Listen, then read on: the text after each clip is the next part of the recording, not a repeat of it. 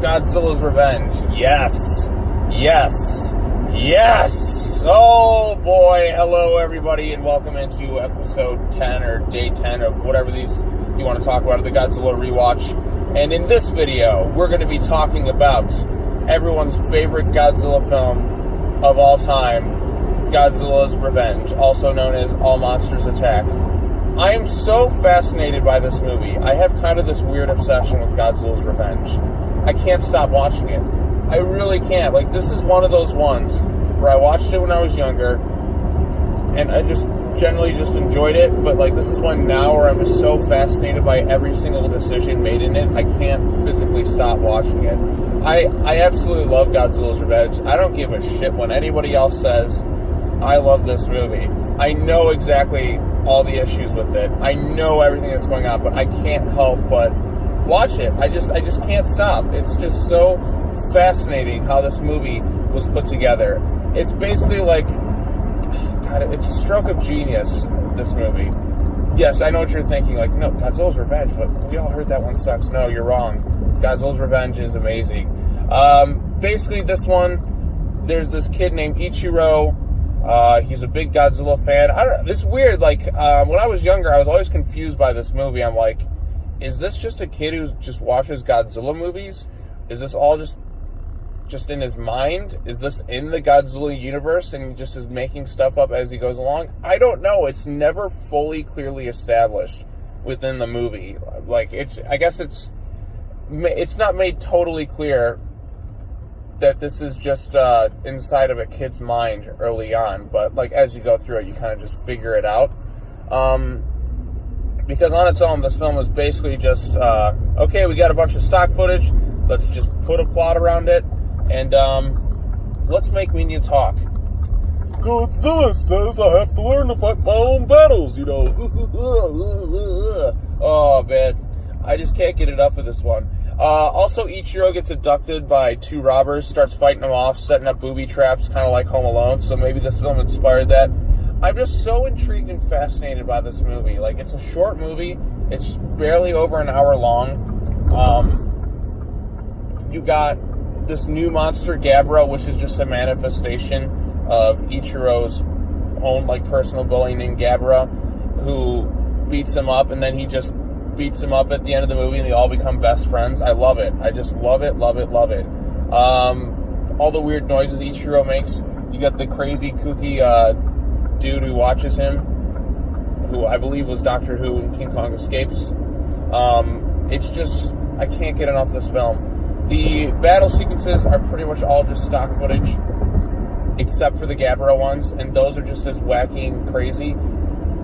The music I love. It's like, I know when this music plays, I'm like, okay, I know this is Godzilla's Revenge. So it's very distinguishable from the rest of the franchise.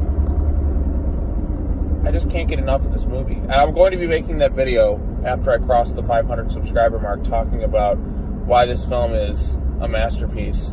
Because off the top of my head, there's a lot I want to talk about, but a lot I want to save for that video. I know that people hate this film, but I just can't do it. I just can't do it. I can't stop watching it. I'm just so intrigued by every single decision made in this thing, from the LSD-induced fight scenes to the way that this, honestly, kind of reminds me a bit of the movie Where the Wild Things Are, and its ideas of kids using, like, the monsters and Ichiro as a way to deal with his own real-life issues. So I find that kind of fascinating. Some people don't like it. That's perfectly fine. I can't stop watching it. I don't know why it is that I just keep coming back to this one time and time again. It's just so fascinating to me. Every decision just made in this thing. The battles, it's just the same thing. Godzilla changes all the time.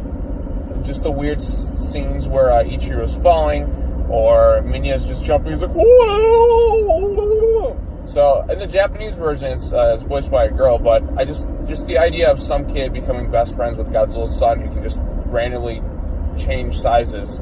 Even in Final Wars, this confused me when Manila just naturally grows to a giant size out of the blue. I'm like, does he just have that ability to do that whenever he feels like it? And if so, like, can he just get even more taller? I don't know how it all works, but I can't say I don't love it. It's quite intriguing and fascinating all at the same time. So, yes, Godzilla's Revenge has an interesting place amongst the Godzilla community. It's cheesy, it's hokey, it's intriguing, and uses the monsters in, like, a whole unique way. I just love it. I mean, just the idea that we have a kid who becomes best friends with Godzilla's son. It's very kid-friendly. It's honestly, this one and Godzilla vs. Megalon are the most kid-friendly of the Godzilla franchise. I would say this one, but then again, there's a scene where two robbers, like, pull a knife out on a child, and the child has to, like, beat them up on his own. So I think that's kind of intriguing. You just see Ichiro, he's got a rough go with things right now with his family. His dad works a lot of hours. His mom's busy working the street corner. And he's got to just do all this stuff on his own. He's got to work out his own fears. He's got to learn to become brave, stand up for himself, and he uses his love of Godzilla to do so. So it just goes to show you that Godzilla makes you strong. And if there's any robbers that come after you, just envision them as being a giant blue cat with herpes, and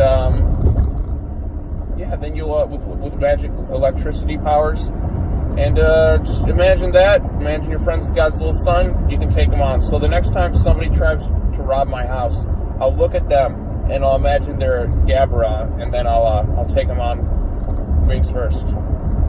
So Godzilla's Revenge is inspiring. It's inspiring in every single way possible. It's just the greatest film ever made. Okay, maybe not the greatest film ever made. Who am I kidding? Of course it is. Yes, Godzilla's Revenge. It's just, oh boy. Yes, I just can't stop thinking about it. You know what? I'm gonna watch it again. I gotta watch it again. I just can't stop. I really can't stop. There's just some movies where you just can't stop watching it because they're just so fascinating. You just wonder, like, how did this all come together? How did this all happen? How is this a Godzilla movie? I don't know. But you know what? I'm fine with that. I'm fine if I don't ever get the answers to the questions. I just gotta watch it again. You know what? I'm just gonna cut this video off, watch it again. I gotta watch it again. I gotta watch it again! Okay, that just sounded really crazy. But anyways, come back tomorrow. We're gonna talk about the weirdest of the Godzilla movies with Godzilla vs. Hedorah, also known as Godzilla vs. the Smog Monster. Post your comments down below. Let me know what you think of Godzilla's Revenge. Do you think it's a masterpiece? Do you think it's the worst thing that's ever come out of the Godzilla franchise? Do you think it's so-so? Do you find it hilarious like I do? What are your thoughts on this film? Let me know. And like I said, after I cross the 500 subscriber mark, I can finally get to work on that Godzilla's Revenge video that I've been wanting to do for a long time. Started out as just kind of like a running gag, but now I'm like, you know what? It's time to make this video. And I can't wait. All right, that's all I'm going to say about Godzilla's Revenge for right now. I just can't get enough of it. And come back tomorrow. We got more stuff coming. All right, that's all I got to say. Take care now. Bye-bye then. I'll see you next time.